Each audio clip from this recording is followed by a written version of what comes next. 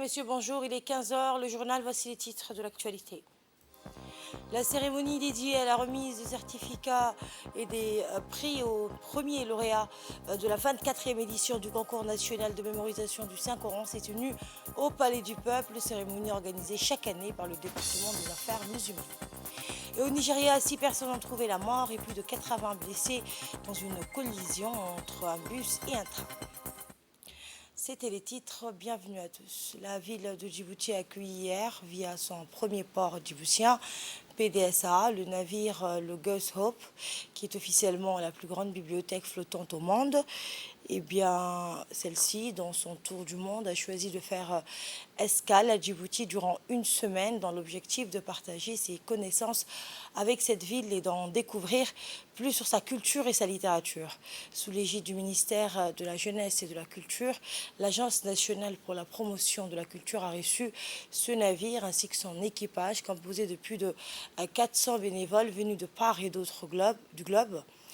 Eh bien, les membres de l'association du livre pour tous, après 4 années de voyage dans les eaux asiatiques, le Logos Hope s'est engagé pour une mission d'une dizaine d'années en Afrique, en Amérique du Sud et dans les Caraïbes avec cette devise « Ce n'est pas le livre qui prend la mer, c'est la mer qui apporte le livre ».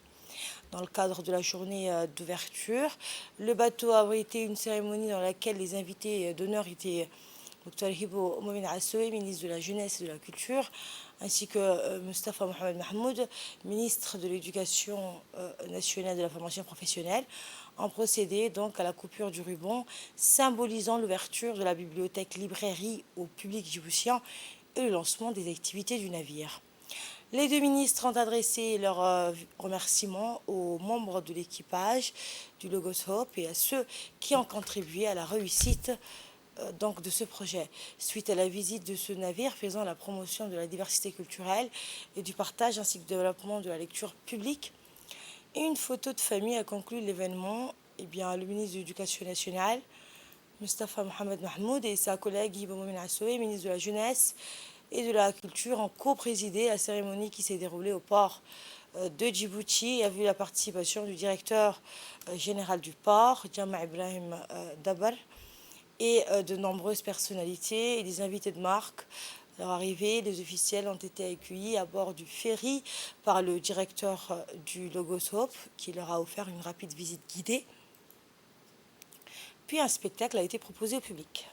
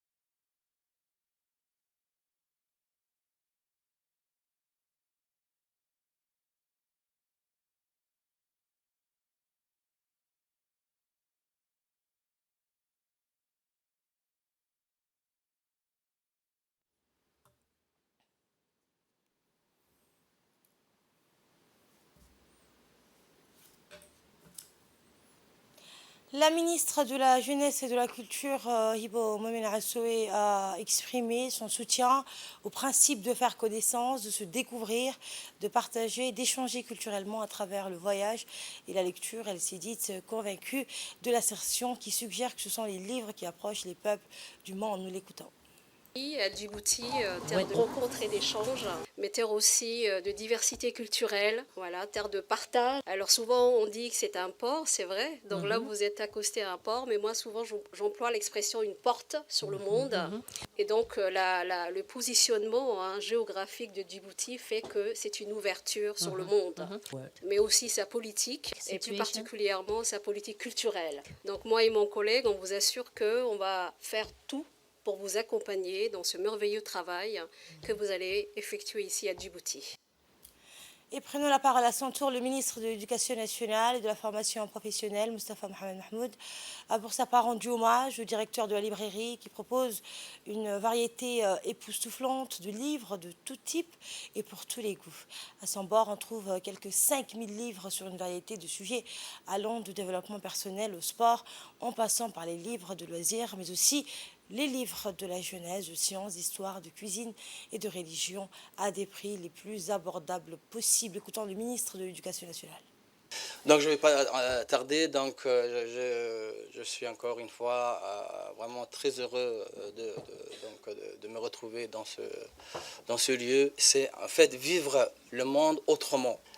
Et vous l'avez dit, par rapport aujourd'hui à tous les conflits qui se passent dans le monde, se retrouver un moment sur ce bateau, avec bien sûr cette ambiance, cette fraternité, cette multiculturalité, et puis vraiment ces personnes différentes qui se côtoient, qui échangent, qui partagent. Je suis sûr que durant vos voyages, il y a des moments difficiles, mais le fait que vous êtes soudés, vous partagez, les émotions sont partagées, les émotions sont quelque part réglées entre vous. Je suis sûr, nous sommes des êtres humains, mais le fait que bien sûr le rêve continue, le fait que le rêve existe, vous nous faites rêver aussi, et ça nous donne des idées derrière, moi et ma collègue, je suis sûr. Donc encore une fois, merci de venir à Djibouti. Merci, j'espère que vous allez passer des très bons moments. Dans le cadre de la semaine de la fête de la lecture lancée 5 mars dernier, le ministère de la Jeunesse et de la Culture, en collaboration avec le ministère de l'Éducation nationale, a organisé dans l'après-midi du mercredi à la bibliothèque du CDC d'Alice Abillet une conférence débat sur la thématique de littérature et oralité animée par l'auteur Abdelkader Omar Maki, auteur du livre donc Irao. Eh bien, on prépare à cette conférence le conseiller technique du MENFAP, l'inspecteur par intérim de l'éducation nationale de la région, la sous-directrice régionale du ministère de la Jeunesse et de la Culture, devant un parterre composé d'étudiants, d'élèves, collégiens et lycéens, des parents, des professeurs et des amoureux du livre qui ont tour à tour échangé sur le lien et convergence entre la littérature écrite et la littérature orale sur la création littéraire et la préservation du patrimoine culturel. D'autre part, l'auteur Abdelkader Omar Maki a encouragé les participants, surtout la jeunesse, à se familiariser avec le livre et la culture de la lecture.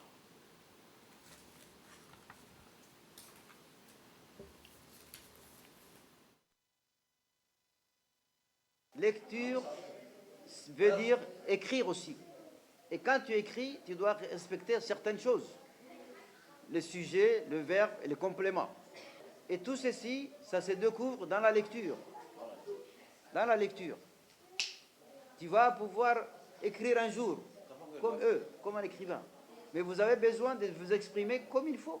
Comme vous le savez, c'est la 3e édition de la fête des lectures.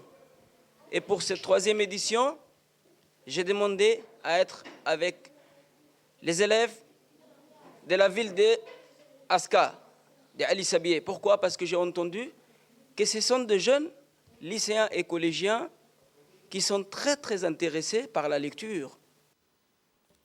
Autre information, le Palais du Peuple a abrité hier une cérémonie dédiée à la remise de certificats et de prix aux premiers lauréats de la 24e édition du concours national de mémorisation du Saint-Coran, organisé chaque année par le département des affaires musulmanes. L'événement s'est déroulé sous le haut patronage du ministre des Affaires musulmanes et des Biens Warf, Mohamed Hassan Barre, en présence notamment du directeur du département des affaires musulmanes, Ismaël Hassan Rableh, le secrétaire exécutif du Haut Conseil islamique, Sharouki Raoulah Fatah, du directeur général de l'Institut Al-Wasatiya et de culture de la paix, Al-Saleh Ahmed Abdallah, ainsi que du président du comité de jury, Cheikh Mohamed Ahmed Obsiye. De nombreux ulémas, d'imams, des mosquées et des prédicateurs, ainsi que les directeurs des centres de mémorisation du Saint-Coran ont également assisté à cette cérémonie. Rappelons que ce concours est organisé avec la participation des centaines de mémorisants du livre du Tout-Puissant, issus de la capitale et des régions de l'intérieur, dans le but d'encourager les jeunes à mémoriser le Saint-Coran. À cette occasion, le ministre Mohamed Hassan Baleh et les hauts responsables présents ont remis donc des certificats d'appréciation et des prix aux lauréats des 3 niveaux ou catégories du concours, à savoir les 30 jus, 20 jus et 10 jus. Eh bien, notant que ces lauréats ont également assuré leur qualification pour le concours régional de mémorisation du Saint-Coran, appelé prix du chef de l'État, qui se tiendra au cours du mois béni du Ramadan.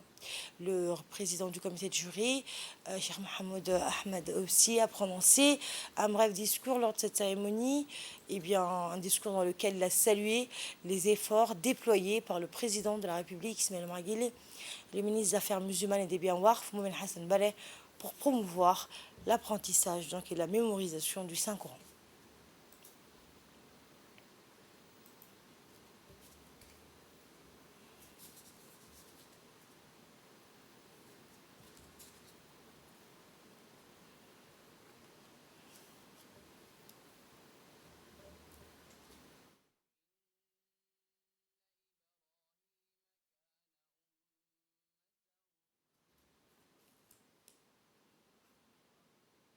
ولم يك من المشركين ففزع من في السماوات ومن في الأرض إلا من شاء الله وكل أتوه داخرين أيها الحضور الكرام. Le directeur des affaires musulmanes, Ismaël Hassan Rableh, a passé en revue les efforts inlassables déployés par le ministère des Affaires musulmanes pour servir la promotion du Saint-Coran. À cet égard, il a souligné dans son discours que sa direction affiliée au ministère des Affaires musulmanes, a accordé un grand attachement à la promotion du Saint-Coran. Le président de la République, a-t-il dit, vient au premier plan de ceux qui s'intéressent au Saint-Coran, ainsi que le ministre des Affaires musulmanes. C'est ce qu'a donc affirmé M. Ismaël Hassan Rableh. Prenons la parole à son tour, le ministre des Affaires musulmanes et des biens Warf a exprimé son grand plaisir de parrainer la cérémonie de clôture de la 24e édition du concours national de mémorisation du Saint-Coran, considérant la compétition dans ce domaine comme l'un des plus hauts types de compétition. Mohamed Hassan Baleh a tout d'abord adressé ses vifs remerciements et félicitations aux premiers lauréats de nos fils et filles pour leur merveilleuse réussite et leur mémorisation constante du Saint-Coran. Le ministre des Affaires musulmanes a remercié le chef de l'État pour son aimable attention au Saint-Coran ainsi que les jeunes qui maîtrisent la mémorisation. Le Saint-Coran, donc. Eh bien, dans l'actualité également, premier match et première victoire de Djibouti qui vient de surclasser le Soudan 3-7-2. Nos pangistes sont bien entrés dans cette compétition. Prochain test, l'Ouganda. Pour aujourd'hui, la compétition simple a débuté avec tous les pays en lice. Eh bien, écoutez le capitaine de l'équipe nationale de tennis de table, Jamal Ahmed.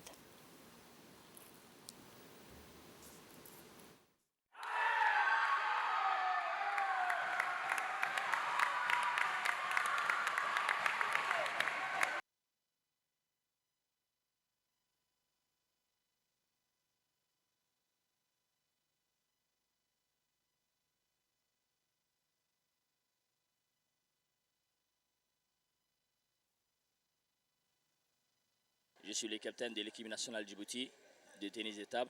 Aujourd'hui, on a débuté la première journée du championnat régional de l'Afrique de l'Est Et on était dans un groupe là où il y a l'Ouganda, Djibouti et Soudan.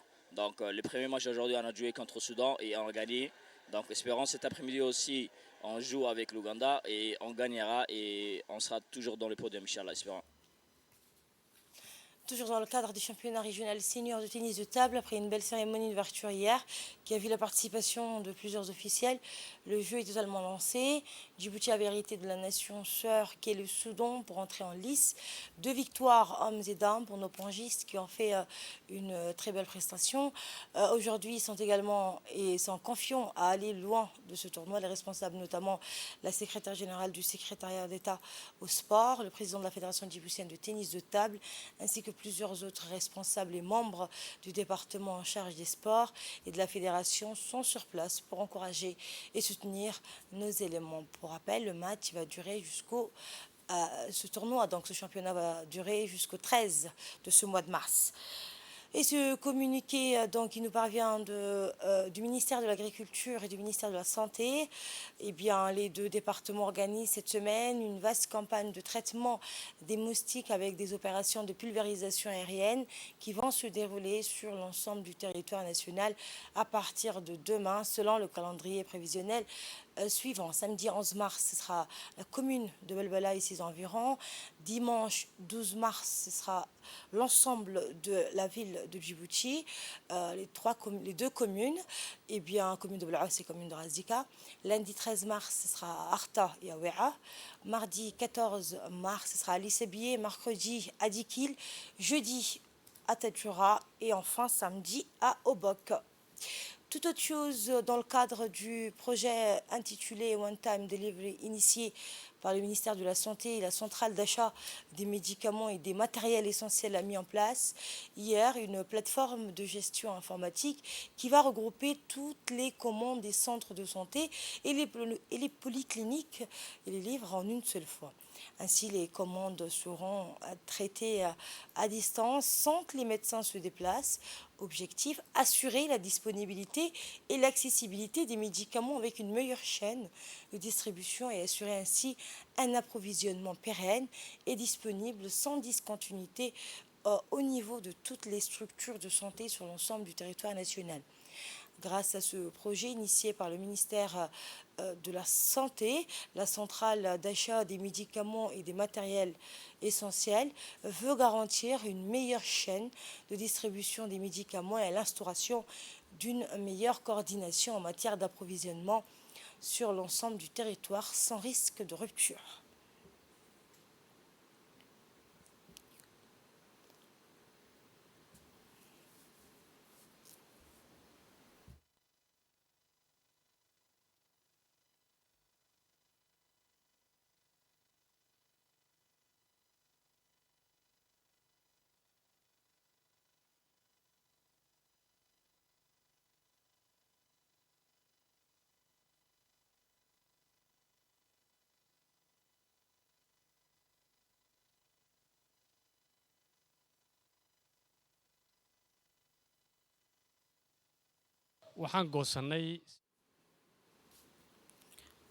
Écoutons à présent un extrait de l'intervention du directeur général de la centrale d'achat des médicaments et des matériels essentiels, la CAM, Dr Hassan Abdelrahman. Nous sommes réunis aujourd'hui dans le centre de santé dans la polyclinique de Hayabley pour initier un projet que nous avons appelé One Time Delivery. Ce projet consiste à regrouper toutes les commandes des centres de santé et les livrer en une seule fois. Nous avons mené cette activité avec les autres directions du département du ministère de la Santé, à savoir la direction des régions sanitaires, ainsi que la direction de la mère et de l'enfant et la direction des maladies prioritaires. Nous avons aussi collaboré avec le président de la commune. Actuellement, nous sommes dans la commune de Belbala et nous irons aussi dans la commune de Blaos le mois prochain pour montrer à la population que les médicaments et la gestion des médicaments a évolué dans notre pays. Et le but de cet objectif, l'objectif de cette initiative, c'est de rendre les médicaments disponibles et éviter toute rupture malencontreuse pour notre population. À la une également, le directeur général de la Poste de Djibouti, Bahnan Meidel Ali, accompagné de Samba Thiam, ancien représentant résident du FMI à Djibouti, est actuellement ambassadeur itinérant à Nouakchott, ont rencontré le CEO de Software Group, Kalin Radev, à Sofia, en Bulgarie. Cette rencontre avait pour objectif de présenter des solutions digitales dans le cadre du projet de réforme, de modernisation et de digitalisation de la Poste de Djibouti. Le processus de digitalisation de la Poste de Djibouti vise à optimiser les différents secteurs d'activité économique de la Poste de Djibouti. Et pour y parvenir, la Poste de Djibouti s'est associée avec Software Group pour développer des solutions numériques innovantes avec l'aide du cabinet du conseil de Bestlit, de Samba Thiam. Au cours de la rencontre, le CEE, le PDG de Software Group, Kalin Radev, a présenté à la délégation djiboutienne des solutions digitales qui permettront à la Poste de Djibouti d'améliorer l'efficacité et la rapidité de ses services. Les solutions présentées comprennent notamment des plateformes de gestion de courrier électronique, des systèmes de suivi de colis et des outils de paiement en ligne.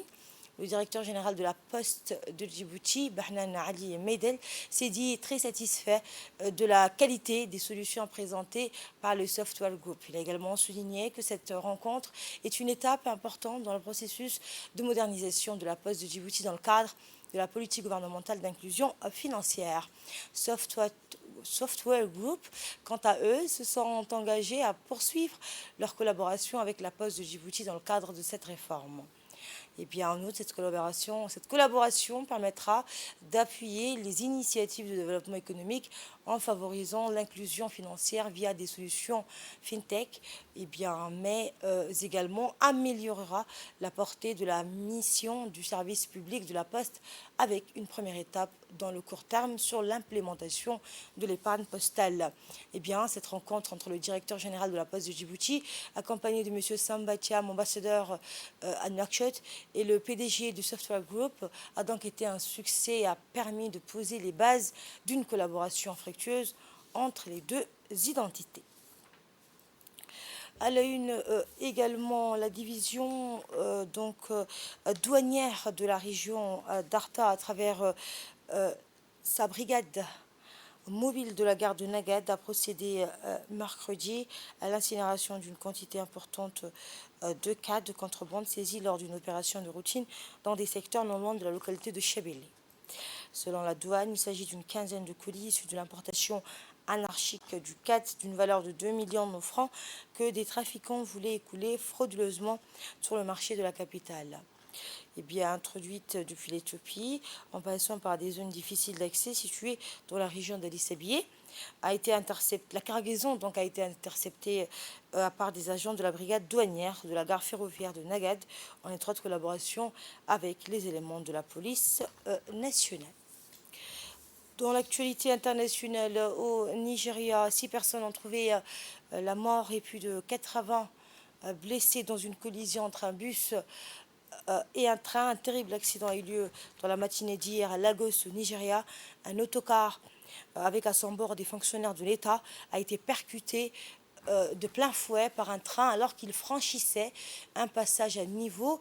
Le bus du personnel du gouvernement de l'État essayait de traverser le passage à niveau lorsque le train arrivant à Lagos l'a coincé sur les rails. C'est ce qu'a précisé le porte-parole de l'agence de gestion des urgences de l'État de Lagos. Le premier bilan annoncé par les autorités fait état d'au moins 6 morts et plus de 80 blessés. Et c'est la fin de cette édition. Merci à vous de l'avoir suivi. Très bon week-end à toutes et à tous.